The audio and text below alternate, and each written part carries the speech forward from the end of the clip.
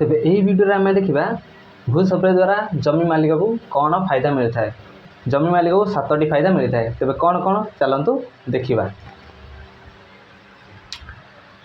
भू सर्वे द्वारा जमीर दस्तावेज एवं नक्शा अपडेट बा संशोधन हो जाए, जहाद्वारा यह सह जड़ित विवाद कम हो जाए। जमीबाड़ी सहित जेतक सब विवाद रही झगड़ाझाटी रही ताहा संशोधन हो जाए भू सर्वे करने द्वारा। तापर भू सर्वे द्वारा जमी मालिक को निज जमीर सठिकता जना पड़ी थाए एवं तांकु निज जमीर अधिकार मिल जाए।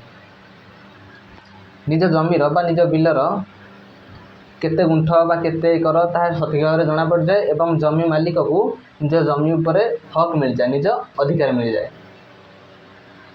तापर भू सर्वे द्वारा जमीर सठिक माप होता है, जहाद्वारा जमीर आकार आ सीमांकन रे सठिकता आसी थाए। आज्ञा हाँ, जमी मालिक को निज जमीर केते गुंठ केते बिसुआ ता परिमाणटा जना पड़ जाए एवं जमीर सठिकता आसी जाए थाए। भू सर्वे पई कृषक और अन्य लाभार्थी को ठीक समय रे सरकारी योजनार सुविधा मिलता है। जमीर रेकर्ड अपडेट होगा फल जमी किଣା बिका सहज होता है।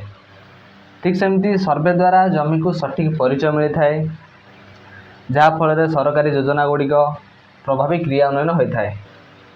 एवं लास्ट स्तरटी देखा कौन ना भू सर्वे द्वारा जमीर रेकर्ड डिजिटाल करा जाए, जहाँद्वारा रेकर्ड सहजरे देखी हुए एवं अपडेट करी हुए।